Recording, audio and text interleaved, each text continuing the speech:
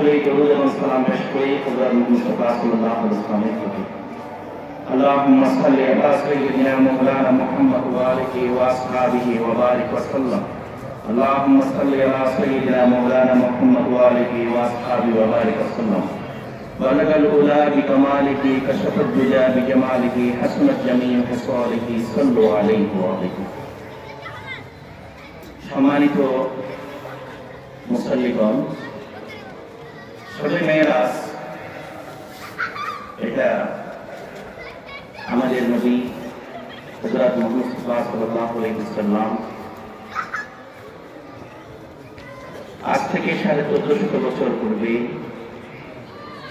নবুয়তের জিন্দেগি দশম কি 11তম বছরে আল্লাহ রাব্বুল আলামিন হুজুর পাক সাল্লাল্লাহু আলাইহি ওয়াসাল্লামকে পবিত্র কাবা শরীফ থেকে মসজিদুল আকসা পর্যন্ত যে ভ্রমণ এবং সেখান থেকে ঊর্ধ্ব আকাশে 7 আসমান পার হয়ে সিদরাতুল মুনতাহা, বাইতুল মামুর, আল্লাহ রাব্বুল আলামিনের সাথে সাক্ষাৎ, এরপরে অসংখ্য নিদর্শন জান্নাত জাহান্নাম দেখে এসেছেন সতর্কে। আমরা কত সৌভাগ্যবান ব্যক্তি যার উম্মত হতে পেরে আমরা মহান রবের দরবারে শুকরিয়া আদায় করছি। সকলেই বলেন আলহামদুলিল্লাহ। পবিত্র কোরআনের সূরা বনী ইসরাঈল ইসরা আউযু বিল্লাহি মিনাশ শাইতানির রাজীম বিসমিল্লাহির রহমানির রহিম সুবহানাল্লাযী أسرى بعبده ليلا من المسجد الحرام إلى المسجد الأقصى الذي باركنا حوله لنريه من آياتنا إنه هو السميع البصير। পবিত্র তিনি যিনি নিয়ে গেছেন এক রাতে নিজের বান্দাকে মসজিদুল হারাম থেকে মসজিদুল আকসা পর্যন্ত, যার পরিবেশকে তিনি বরকতময় করেছেন, যাতে তাকে নিজের কিছু নিদর্শন দেখান। আসলে তিনি সবকিছুর শ্রোতা এবং ভাষা। এই আয়াতের মধ্য দিয়ে মসজিদুল হারাম থেকে মসজিদুল আকসা পর্যন্ত ভ্রমণের কথা উল্লেখ আছে, এটাকে ইসরা বলা হয়। এরপরে মসজিদুল আকসা থেকে 7 আসমান পেরিয়ে সিদরাতুল মুনতাহা, বাইতুল মামুর সহ আল্লাহ রাব্বুল আলামিনের সাথে সাক্ষাৎ লাভ পর্যন্ত হলো মেরাজ। পবিত্র কোরআনের অসংখ্য আয়াতে আমরা দেখেছি অনেকগুলি মুজিজা, অনেকগুলি ঘটনা। যেমন ইউনূস আলাইহিস সালাম ছিলেন 40 দিন মাছের পেটে। হযরত ইব্রাহিম আলাইহিস সালাম নমরুদের প্রজ্বলিত অগ্নিকুণ্ডে 40 দিন ছিলেন। হযরত ইব্রাহিম আলাইহিস সালাম বলেছিলেন যে আমার জীবনের এই 40 দিন আমি ছিলাম জান্নাতে, অথচ চারিদিকে ছিল অগ্নিকুণ্ড। এরপর হযরত ঈসা আলাইহিস সালাম, হযরত মূসা আলাইহিস সালাম, হযরত নূহ আলাইহিস সালাম, অনেকগুলি কাহিনী মহাগ্রন্থ আল কোরআনে উল্লেখ আছে। এবং কওমে আদ, কওমে সামূদের অনেকগুলি বিস্ময়কর কাহিনী আমরা মহাগ্রন্থ আল কোরআন থেকে পাই। আসুন আমরা কিছু বিষয় জানার চেষ্টা করি। আসলে মেরাজ হচ্ছে কি হুজুর পাক সাল্লাল্লাহু আলাইহি ওয়াসাল্লামের জীবনে ঘটে যাওয়া সবচেয়ে বিস্ময়কর একটি ঘটনা। এর মাধ্যমে সমস্ত আম্বিয়ায়ে কেরামের উপর রাসূল পাক সাল্লাল্লাহু আলাইহি ওয়াসাল্লামের শ্রেষ্ঠত্ব প্রমাণিত হয়েছে। এই মেরাজের বিষয়ে আমরা মহাগ্রন্থ আল কোরআন এবং রাসূল পাক সাল্লাল্লাহু আলাইহি ওয়াসাল্লাম থেকে জানার চেষ্টা করব। এখানে আমরা দেখতে পেয়েছি যে আল্লাহ রাব্বুল আলামিন হযরত মুহাম্মদ সাল্লাল্লাহু আলাইহি ওয়াসাল্লাম এবং হযরত জিবরীল আলাইহিস সালাম। এই তিনজন। তাহলে এদের মাধ্যমে আমাদেরকে বিষয়গুলি জানতে হবে। তাহলে মহাগ্রন্থ কোরআন থেকে এবং রাসূল পাক সাল্লাল্লাহু আলাইহি ওয়াসাল্লামের বিভিন্ন হাদিস থেকে আমরা এই সম্পর্কে কিছু জানার চেষ্টা করব ইনশাআল্লাহ। মিরাজের ঘটনাগুলি ইতিমধ্যে আপনারা আমাদের পূর্ববর্তী বক্তাদের মাধ্যমে অনেকগুলি বিষয় আপনারা জানতে পেরেছেন। মানুষ হলো আশরাফুল মাখলুকাত, সৃষ্টির সেরা জীব। এই শ্রেষ্ঠত্বের মাত্রাটি কেন? একটা হলো জ্ঞান, 2 নম্বর হলো ঈমান, 3 নম্বর হলো আমল। তাহলে ঈমান, জ্ঞান এবং আমল, এই তিনটি যার মধ্যে বিদ্যমান থাকবে সে আশরাফুল মাখলুকাত হওয়ার উপযুক্ত, আল্লাহ প্রকৃত বান্দা হওয়ার উপযুক্ত। আসুন পবিত্র কোরআনের আলোকে তো আপনাদেরকে সূরা বনী ইসরাঈলের প্রথম আয়াত বললাম, এরপর সূরা বনী ইসরাঈলের 60 নম্বর আয়াতও উল্লেখ আছে। বিসমিল্লাহির রহমানির রহিম। وما جعلنا الرأي الذي أريناك إلا فتنة للناس। যা কিছু আমি আপনাকে দেখালাম তা লোকদের পরীক্ষা করার জন্য দেখিয়েছি। রাসূল পাক সাল্লাল্লাহু আলাইহি ওয়াসাল্লাম যা কিছু দেখে এসেছেন, সিদরাতুল মুনতাহা সহ, আল্লাহর সাথে সান্নিধ্য সহ, এগুলি উনি যখন মক্কার জমিনে কাবা শরীফের পাশে যখন বর্ণনা করতে দিলেন, তখন কাফের মুশরিকরা হাততালি দিল এবং সেখানে আবু জেহেল ছিল। আবু জেহেল বলল যে, মুহাম্মদ আজকে কোনো নতুন কোনো খবর আছে? ঠাট্টা মশকরা করে বলল। হুজুর পাক সাল্লাল্লাহু আলাইহি ওয়াসাল্লাম বললেন যে, হ্যাঁ অবশ্যই আছে। আজ রাতে আমি এখান থেকে বাইতুল মুকাদ্দাস সেখান থেকে আল্লাহর সাথে দেখা করে আবার আমি এখানে এসেছি। তখন আবু জেহেল বলল যে, এতদিন তো তোমাকে পাগল বলতাম, জাদুকর বলতাম, আজকে থেকে তুমি বড্ড পাগল। তখন সব লোকদেরকে ডাকাডাকি করলো। এরপর হুজুর পাক সাল্লাল্লাহু আলাইহি ওয়াসাল্লাম তাদের সামনে উপস্থাপন করলেন। এরপর আবু জেহেল বলল যে, হযরত আবু বকরকে ডেকে নিয়ে আসো। হযরত আবু বকর সিদ্দিক রাদিয়াল্লাহু তাআলা আনহু আসলেন। যখন ওনার সামনে বর্ণনা দিলেন, হযরত আবু বকর সিদ্দিক রাদিয়াল্লাহু তাআলা বললেন যে, হ্যাঁ আপনি সঠিক বলেছেন, আমি সত্যায়ন করছি। তখন হুজুর পাক সাল্লাল্লাহু আলাইহি ওয়াসাল্লাম হযরত আবু বকর সিদ্দিক রাদিয়াল্লাহু তাআলা আনহুকে সিদ্দিক উপাধিতে ভূষিত করলেন। আলহামদুলিল্লাহ, আমাদেরকেও অনেক কিছু না দেখে সত্যতা দিতে হবে। আসলে এখানে বিজ্ঞানের কোনো বিষয় না। হ্যাঁ, বিজ্ঞানের মাধ্যমেও আপনাদেরকে আমরা প্রমাণিত করে দেখাতে পারবো সবে মেরাজ সত্য এবং আল্লাহর কাছে, কারণ যিনি নিয়ে গেছেন উনি হলেন সমস্ত সৃষ্টির সৃষ্টিকর্তা এবং ওনার অসীম ক্ষমতা। সুতরাং আল্লাহর কাছে এটা কোনো ব্যাপারই নেই। আল্লাহ যদি বলেন যে হও, হয়ে যাও।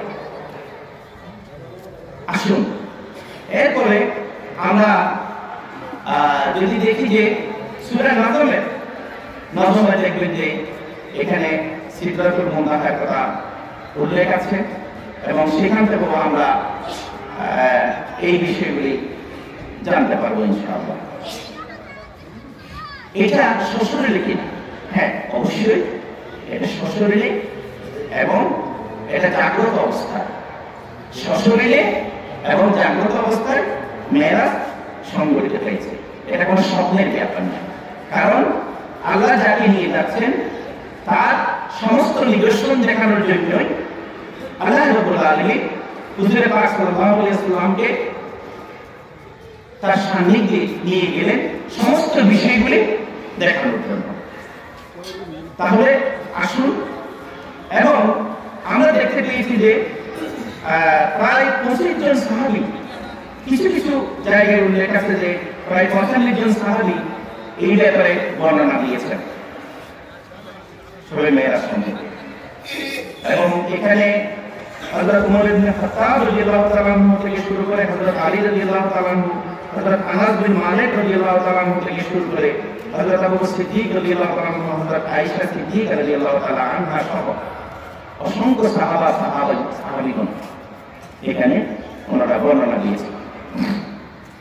আসুন আমরা এই যে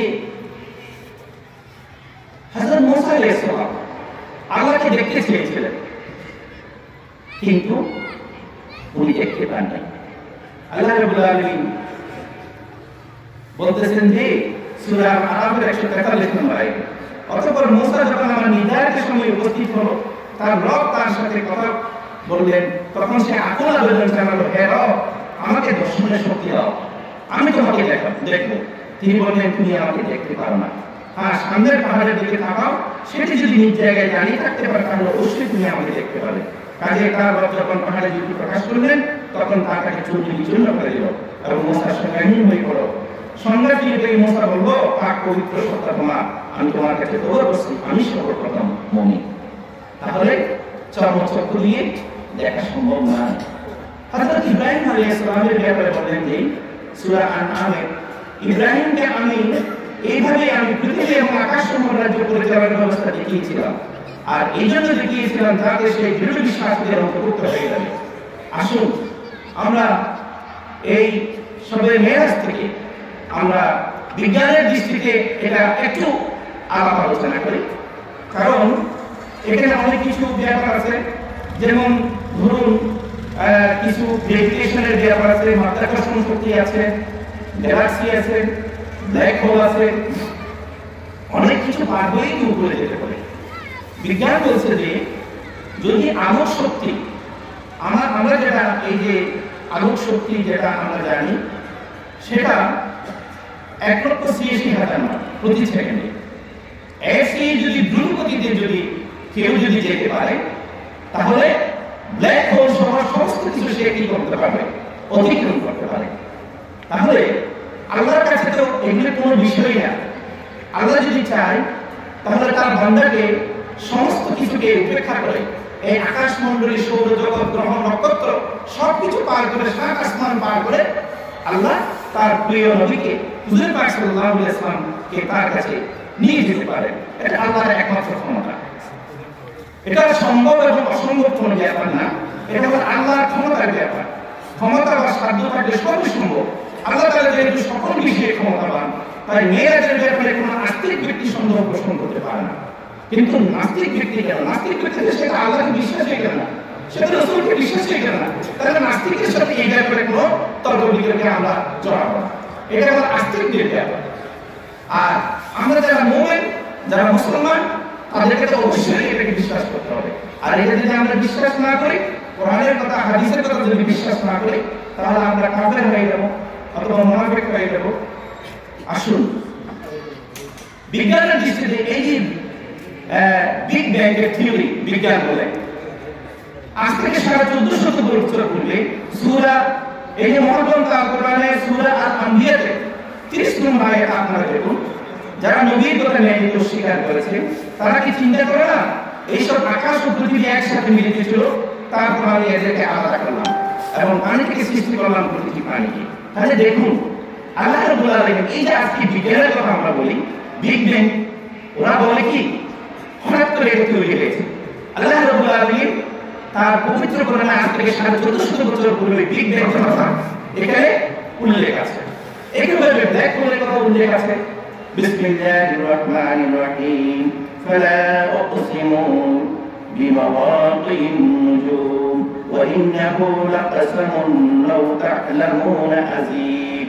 অতএব না, আমি শপথ করছি তারকাসমূহের অস্তাচলে, এটা এক অতি গুরুত্বপূর্ণ শপথ, যদি তুমি উপলব্ধি করো এটা মহাসম্মানিত কোরআন।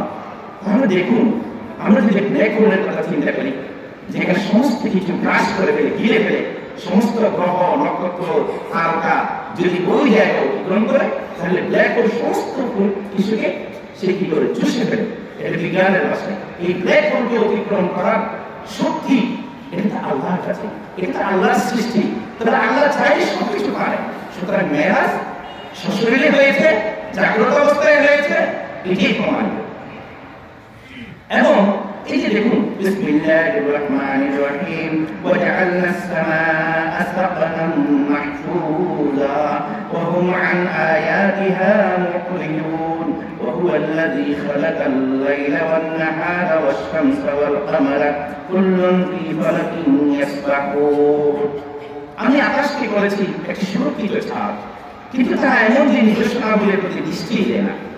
আর আল্লাহ রাত এবং দিন সৃষ্টি করেছেন, সূর্য এবং চন্দ্র সৃষ্টি করেছেন, প্রতিটি এক একটি কক্ষপথের সাথে আকাশ। এই পৃথিবী, এই গ্রহ, নক্ষত্র, চাঁদ, সূর্য, যেগুলি আমরা এই যে দেখেন আকাশের দিকে যদি আপনি যদি থাকেন, তাহলে অনেক গ্রহ, নক্ষত্র, সমস্ত কিছুকে পার করে রব্বুল আলামিন হুজুর পাক সাল্লাল্লাহু আলাইহি ওয়াসাল্লামকে নিয়ে গেলেন তার সামনে। তাহলে বিজ্ঞানের সাথে কোরআনের সাথে ইসলামের সাথে কোনো দ্বন্দ্ব নেই। বিজ্ঞানের যত আবিষ্কার হবে, কোরআন তত সত্য প্রমাণিত হবে, রাসূল পাক সাল্লাল্লাহু আলাইহি ওয়াসাল্লাম তত সত্য প্রমাণিত হবে, মেরাজ সত্য প্রমাণিত হবে। বিজ্ঞান যতই এগিয়ে যাবে ততই দেখবেন যে দিবালোকের মতো সমস্ত বিষয় স্পষ্ট হয়ে যাবে আমাদের কাছে। মহাগ্রন্থ আল কোরআনে সমস্ত বিষয়গুলি এখানে উল্লেখ আছে। আপনি গবেষণা করুন, দেখুন, সমস্ত বিষয়গুলো আপনি এখান থেকে জানতে পারবেন। সৃষ্টি শুরু থেকে শেষ পর্যন্ত, কিয়ামত এবং পরবর্তী যা কিছু সংঘটিত হবে, যা কিছু হয়েছে এবং যা কিছু সংঘটিত হবে, এবং আমাদের করণীয় কি, কোন পথে আমরা চলবো, কিভাবে চলবো, আমাদের কি গাইডলাইন, সমস্ত কিছু মহাগ্রন্থ আল কোরআনে আছে। কিন্তু আমরা বেখবরের দল, আমরা এত বিরাট একটা নিয়ামত পাওয়ার পরও আমরা মহাগ্রন্থ আল কোরআনকে বুকে ধারণ করছি না। আসুন আমরা মহাগ্রন্থ আল কোরআনকে বুকে ধারণ করি, জানার চেষ্টা করি, আমল করার চেষ্টা করি, এবং বাংলার জমিনে এই মহাগ্রন্থ আল কোরআনকে বাস্তবায়নের জন্য আমরা সকলে চেষ্টা করি। তাহলে একটি সুন্দর সুখী সমৃদ্ধিশালী দেশ আমরা উপহার দিতে পারবো। আমরা আসুন সূরা বনী ইসরাঈলের ৮০ নম্বর আয়াতে আমাদের জন্য কি মেসেজ দেখুন। বিসমিল্লাহির রহমানির রহিম ওয়াকুল রাব্বি আদখিলনি মুদখালা সিদকিন ওয়া আখরিজনি মুখরাজা সিদকিন ওয়াজআল লি মিন লাদুনকা সুলতানান নাসীরা। দোয়া করো, হে আমার প্রভু, আমাকে যেখানে তুমি নিয়ে যাও সত্যতার সাথে যথার্থভাবে নিয়ে যাও, যেখান থেকে বের করে সত্যতার সাথে যথার্থভাবে বের করে নাও। তোমার পক্ষ থেকে একটি পরাক্রান্ত সার্বভৌম শক্তিকে আমার সাহায্যকারী বানিয়ে দাও। এই আয়াতের মধ্য দিয়ে আমরা যেটা বুঝতে পারতেছি, এটা হলো এই আয়াতে একটা রাষ্ট্র শক্তির কথা উল্লেখ আছে, এখানে হিজরতের কথা উল্লেখ আছে। হুজুর পাক সাল্লাল্লাহু আলাইহি ওয়াসাল্লামের নবুয়তের 11তম সময়ে এই সূরা বনী ইসরাঈল এটা অবতীর্ণ হয়। এখান থেকে একটা ইঙ্গিত আছে, একটা রাষ্ট্রের কথা উল্লেখ আছে। আসুন আমরা এমন একটি সমাজের দিকে যাই, যে সমাজ হুজুর পাক সাল্লাল্লাহু আলাইহি ওয়াসাল্লাম মাদানী জিন্দেগিকে কায়েম করেছিলেন। পরবর্তী পর্যায়ে আমরা দেখতে পাই হযরত আবু বকর সিদ্দিক রাদিয়াল্লাহু আনহু থেকে শুরু করে হযরত ওমর ফারুক রাদিয়াল্লাহু আনহু, হযরত আলী রাদিয়াল্লাহু আনহু, হযরত উসমান রাদিয়াল্লাহু আনহু সহ একটি খুলাফায়ে রাশিদিনের একটা রাজ আমরা দেখতে পাই। হুজুর পাক সাল্লাল্লাহু আলাইহি ওয়াসাল্লামের 10 বছর এবং খুলাফায়ে রাশিদিনের 30 বছর, টোটাল 40 বছর সমগ্র বিশ্বব্যাপী ওই সময় অর্ধেক বিশ্বব্যাপী ইসলামী শাসন, খেলাফত রাষ্ট্র কায়েম ছিল। এবং মহাগ্রন্থ আল কোরআনে বলা হচ্ছে, যদি ইসলামী রাষ্ট্র কায়েম হয় তাহলে সেখানে কি কি জিনিস সেখানে বাস্তবায়ন হবে। আল্লাযীনা মাক্কান্নাহুম ফিল আরদি আকামুস সালাতা ওয়া আতাউয যাকাতা ওয়া আমারু বিল মা'রুফি ওয়া নাহু আনিল মুনকার ওয়া লিল্লাহি আকিবাতুল উমুর। এমন সব লোক যাদেরকে আমি যদি পৃথিবীতে কর্তৃত্ব দান করি তাহলে এরা নামাজ কায়েম করবে। নামাজের কথা উল্লেখ আছে না? মেরাজ নবীতে গিয়ে হুজুর পাক সাল্লাল্লাহু আলাইহি ওয়াসাল্লাম 3টে জিনিস উপহার দিলেন। 5 ওয়াক্ত নামাজ, সূরা বাকারার শেষ 3টি আয়াত, এবং রাসূল পাক সাল্লাল্লাহু আলাইহি ওয়াসাল্লামকে বলা হলো যে তোমার উম্মতের মধ্যে যারা ঈমান আনবে ওরা যদি শিরক না করে তাহলে ওদের সমস্ত গুনাহ মাফ করে দেওয়া হবে, তাদের সবাইকে জান্নাতে দেওয়া হবে। সেই সুসংবাদ হুজুর পাক সাল্লাল্লাহু আলাইহি ওয়াসাল্লামকে দিয়েছিলেন মহান রব্বুল আলামিন। তাহলে এরা এমন লোক, যদি ইসলামী সমাজ কায়েম হয় তাহলে নামাজ কায়েম করবে, যাকাত দেবে, ভালো কাজ আদেশ দেবে, খারাপ কাজ থেকে নিষেধ করবে। সমস্ত বিষয়ের পরিণাম আল্লাহর হাতে। ইসলামী সমাজ, ইসলামী রাষ্ট্র, খুলাফায়ে রাশিদিন, ইসলামী রাজনীতি, ইসলামের রাজনীতি আছে, ইসলামের সমস্ত কিছু আছে, সমস্ত কিছু আছে ইসলামে। এটা আমরা অজ্ঞানতার কারণে, না জানার কারণে, এটা আমরা হয়তো বুঝে হোক না বুঝে হোক হয়তো অনেক সময় অনেক কমেন্ট করে বসে থাকি আমরা। আপনি দেখুন সূরা আন-নূরের 55 নম্বর আয়াতে দেখুন আল্লাহ প্রতিশ্রুতি দিয়েছেন তোমাদের মধ্য থেকে যারা ঈমান আনবে সৎ কাজ করবে তাদেরকে তিনি পৃথিবীতে ঠিক তেমনি ভাবে খেলাফত দান করবেন যেমন তাদের পূর্ব অতিক্রান্ত লোকদেরকে দান করেছিলেন তাদের জন্য তাদের দ্বীনকে মজবুত ভিত্তির উপর প্রতিষ্ঠিত করেছেন। তাহলে মহাগ্রন্থ আল কোরআনের আলোকে আমরা এটাই বলতে পারি যে রাসূল পাক সাল্লাল্লাহু আলাইহি ওয়াসাল্লামের 10 বছর সাহাবায়ে কেরামদের 30টি বছর যে খেলাফতের আশরা কায়েম ছিল। আসুন আমরা আজকে এই শবে মেরাজের মাধ্যমে আমরা এটাই শিক্ষা পাই যদি আমরা সঠিক পথে চলি এবং সেই সমাজের যদি আকাঙ্ক্ষা করি তাহলে আমাদের জীবনে একটি সুন্দর একটি ইনসাফপূর্ণ সমাজ আমরা এখানে দেখতে পাবো, যেখানে মারামারি থাকবে না, যেখানে কাটাকাটি থাকবে না, যেখানে রাজধানী থাকবে না, খুন থাকবে না, জেনা থাকবে না, ব্যভিচার থাকবে না, রাতে দিনের পর রাতে হবে না, এই ধরনের একটি সুন্দর পরিবেশ আমরা উপহার পেতে পারবো ইনশাআল্লাহ। এখানে দেখবেন যে সূরা বনী ইসরাঈলের আরেকটি এই যে দেখুন 24 নম্বর আয়াত থেকে 39 নম্বর আয়াত পর্যন্ত ইসলামী রাষ্ট্রের একটা মূলনীতি ইতিমধ্যে আপনাদের সামনে উপস্থাপন করা হয়েছে। জীবনের সকল ক্ষেত্রে গোলামি এবং দাসত্ব হলো একমাত্র আল্লাহ। পিতামাতার সাথে সদ্ব্যবহার, আত্মীয় স্বজনের সাথে আত্মীয় স্বজনের হক আদায় করা, অপব্যয় রোধ করা, কৃপণতা পরিহার করা, রিজিক বন্টনের ক্ষেত্রে খোদাই ব্যবস্থাপনার উপর সন্তুষ্ট থাকা, অভাব অনটনের দোহাই দিয়ে সন্তান হত্যা না করা, বেবিচারের নিকটবর্তী না হওয়া, যারা বেবিচারের দিকে না যাওয়া, অন্যায়ভাবে কাউকে হত্যা না করা যেটা আমরা দেখেছি, ইয়াতিমের সম্পদ আত্মসাৎ না করা এবং অঙ্গীকার পালন করা, ওজনে সঠিক মাপ দেয়া, অজ্ঞাত বিষয়ে অযাচিত হস্তক্ষেপ না করা, দ্বন্দ্ব এবং দাম্ভিকতা পরিহার করা। এই 14টা মূলনীতি ইসলামী সমাজের জন্য রাসূল পাক সাল্লাল্লাহু আলাইহি ওয়াসাল্লামের কাছে আল্লাহর পক্ষ থেকে উপস্থাপন করা হলো। কারণ পরবর্তী পর্যায়ে যে সমাজ কায়েম করার জন্য রাসূল পাক সাল্লাল্লাহু আলাইহি ওয়াসাল্লামকে তৈরি করা হচ্ছে এখানে তার মূলনীতি আমরা দেখতে পাই। আসুন আমরা সকলে নিজেদেরকে গড়ে তুলি, নিজেদের অন্তরকে পরিচ্ছন্ন করি এবং আমরা সকলে মেরাজের এখান থেকে আমরা শিক্ষা গ্রহণ করি। আসলে ওই সময় আমরা দেখতে পেয়েছি যে হুজুর পাক সাল্লাল্লাহু আলাইহি ওয়াসাল্লামের 10ম বছরে 3টি বছর ছেলে আবু তালিব কারাগারে বন্দীদের সাথে গিয়ে উদ্ধারের পরে হুজুর পাক সাল্লাল্লাহু আলাইহি ওয়াসাল্লাম প্রথমে আবু তালিবের মৃত্যু হলো, ওনার চাচা, এরপর খদিজাতুল কুবরা রাদিয়াল্লাহু তাআলা আনহার ইন্তেকাল হলো। এরপরে হুজুর পাক সাল্লাল্লাহু আলাইহি ওয়াসাল্লাম মক্কার জমিনে যখন দাওয়াত দিতে পারছিলেন না, ইসলামের দাওয়াত যখন দিতে পারছিলেন না, তখন বাধ্য হয়ে আরেকটি এলাকা খোঁজার জন্য উনি তায়েফের ময়দানে গেলেন। তায়েফবাসীরা তাকে পাথর নিক্ষেপ করে রক্তাক্ত করল। একটাই সেই কারণটি লা ইলাহা ইল্লাল্লাহ মুহাম্মাদুর রাসূলুল্লাহ, এই দাওয়াতের জন্য হুজুর পাক সাল্লাল্লাহু আলাইহি ওয়াসাল্লাম রক্তাক্ত হলেন। এরপরে কেউ আর তাকে আশ্রয় দিচ্ছিল না, শেষ পর্যন্ত একজন ব্যক্তি তাকে আশ্রয় দিল। এরপরে মক্কায় আসলেন, অত্যন্ত গভীর বেদনা নিয়ে উনি শায়িত ছিলেন। ঠিক ওই সময়ই ওনার এই শবে মেরাজুল সাল্লাল্লাহু আলাইহি ওয়াসাল্লাম সম্পন্ন হলো। তাহলে আসুন আমরা এই মেরাজ থেকে এখানে তো অনেক কিছু নিদর্শন হুজুর পাক সাল্লাল্লাহু আলাইহি ওয়াসাল্লাম দেখে এসেছেন। জান্নাত দেখেছেন, জাহান্নাম দেখেছেন এবং জান্নাতে কারা যাবে এই ধরনের কিছু ব্যক্তি, যেমন হযরত বেলাল রাদিয়াল্লাহু তাআলা কে দেখলেন যে ওনার পায়ের আওয়াজও শুনলেন। এরপরে হুজুর পাক সাল্লাল্লাহু আলাইহি ওয়াসাল্লাম এসে জিজ্ঞাসা করলেন, হে বেলাল, তুমি আমার আগে আগে তোমাকে আমি দেখেছি জান্নাতে, তুমি এমন কি আমল করেছো যে আমলের কারণে তুমি সম্মানিত এবং তুমি জান্নাত?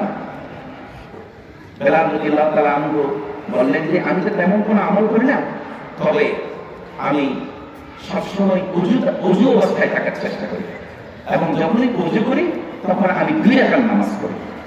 তখন হুজুর পাক সাল্লাল্লাহু আলাইহি ওয়াসাল্লাম বললেন যে এই আমলের কারণে তুমি সম্মানিত আল্লাহর কাছে। আসুন আমরা এখান থেকে শিক্ষা গ্রহণ করি। আমরা সবসময় পবিত্র থাকবো, পরিচ্ছন্ন থাকবো এবং অজু অবস্থায় থাকার আমরা চেষ্টা করব। এবং বেলাল রাদিয়াল্লাহু তাআলা এই যে 2 রাকাত নামাজ পড়তেন, পারলে করবেন, তাহলে সেটা অনেক কিছু আপনারা পাবেন। আসুন আমি আমার বক্তব্য প্রায় শেষ করছি। আমরা এখান থেকে কি শিক্ষা পেলাম? 1 নম্বর হলো খোদাই সাম্রাজ্যের ব্যবস্থাপনা কুদরতের নিদর্শনাবলী পর্যবেক্ষণ করানোর জন্য রাসূল পাক সাল্লাল্লাহু আলাইহি ওয়াসাল্লামকে নিয়ে গেলেন মিরাজে এবং তার চারিপাশকে কি করলেন? বরকতময় করে দিলেন। অনেকগুলি নিদর্শন দেখাতে নিয়ে গেলেন। এর মধ্যে দিয়ে রাসূল পাক সাল্লাল্লাহু আলাইহি ওয়াসাল্লাম বাইতুল মুকাদ্দাসে গিয়ে সমস্ত নবী এবং রাসূলদের কি করলেন? ইমামতি করলেন। এর মাধ্যমে রাসূল পাক সাল্লাল্লাহু আলাইহি ওয়াসাল্লাম যে সকলের সেরা, সমস্ত নবী এবং রাসূলদের সেরা, সেটাই প্রমাণিত করে। আরেকটা হলো মানসিক সান্ত্বনা প্রদানের জন্য।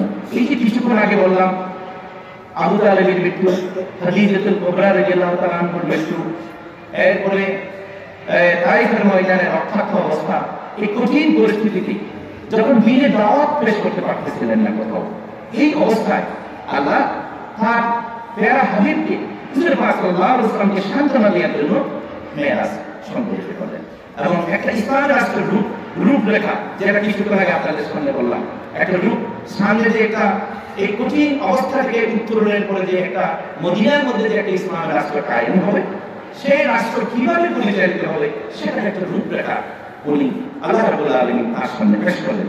একটা বিরাট সম্বর্ধনা দিলেন এবং সম্মাননা দিলেন সমস্ত নবী এবং রাসূলদের সামনে বাইতুল মুকাদ্দাসে।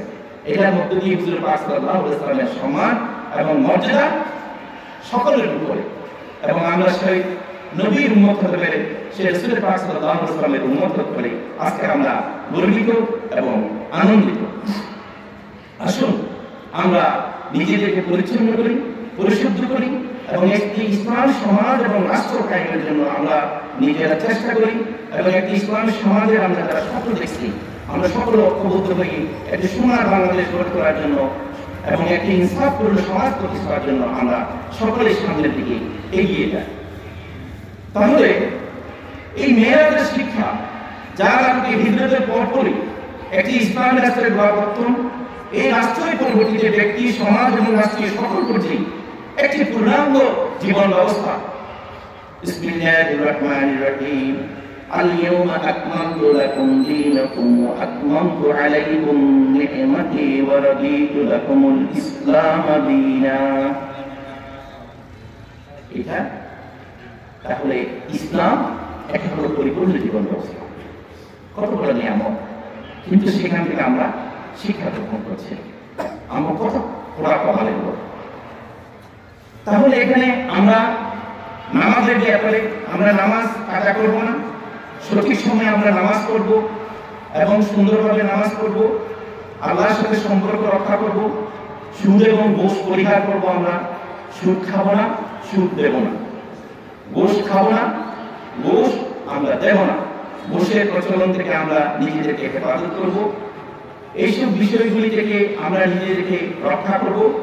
আর যাকাত, ইসলামী সমাজ যদি প্রতিষ্ঠিত হয় তাহলে এটা অর্থনৈতিক ব্যবস্থাটা হবে জাকাত ভিত্তিক অর্থনৈতিক ব্যবস্থা। যারা সামর্থ্যবান তাদের কাছ থেকে রাষ্ট্রীয়ভাবে তাদের কাছ থেকে জাকাত আদায় করা হবে এবং মানুষের কাছে যারা গরিব, মিসকিন, অসহায় তাদেরকে সুন্দরভাবে বন্টন করে দেওয়া হবে।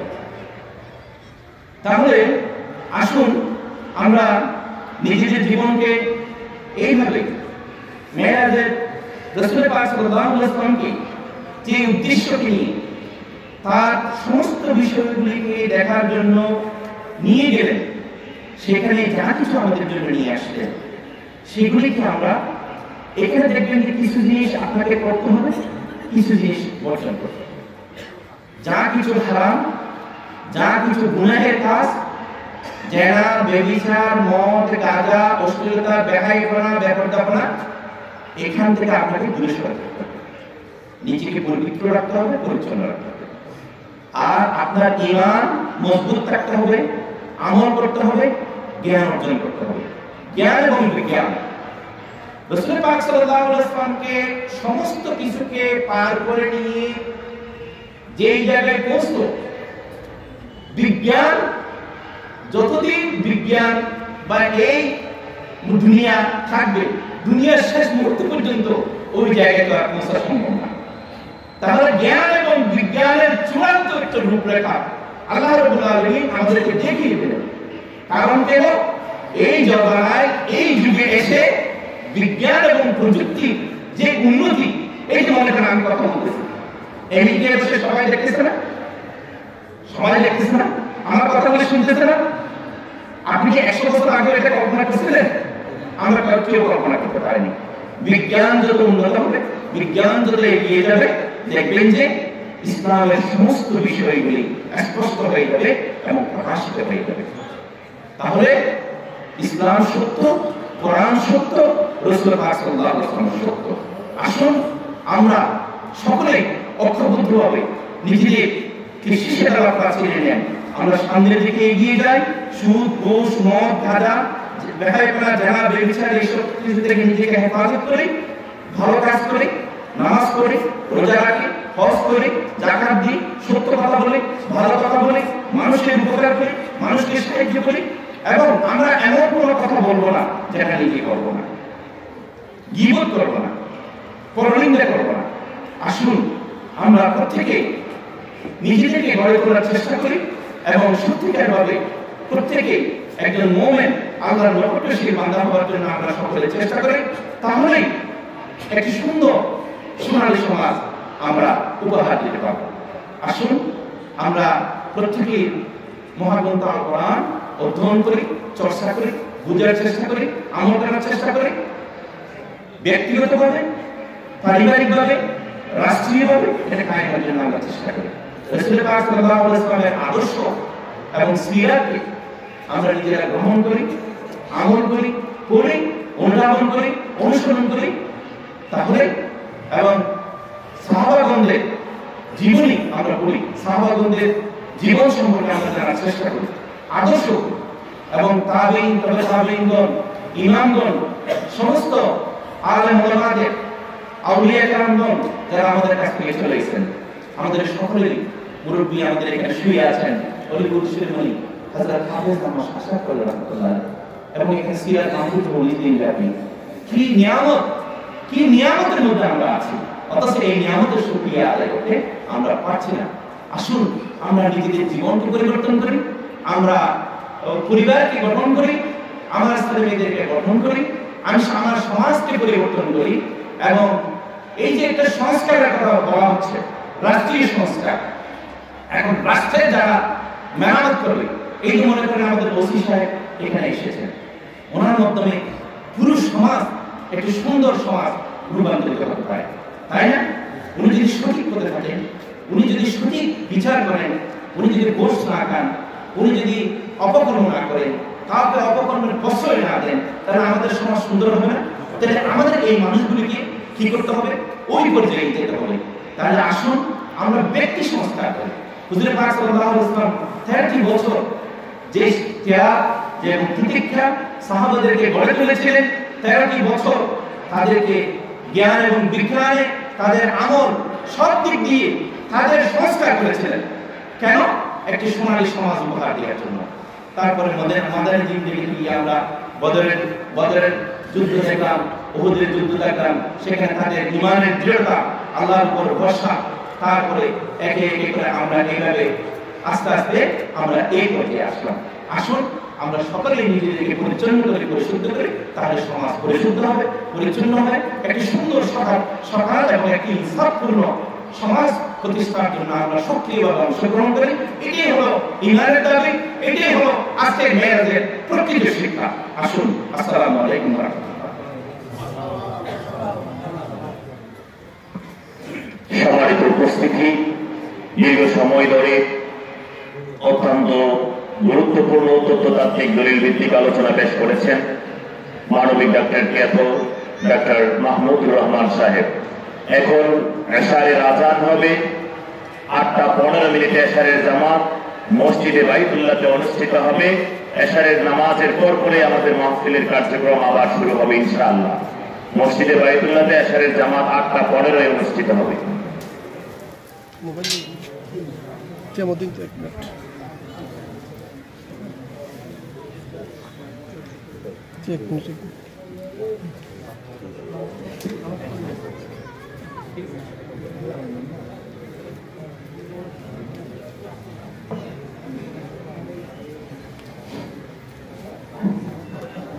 Allah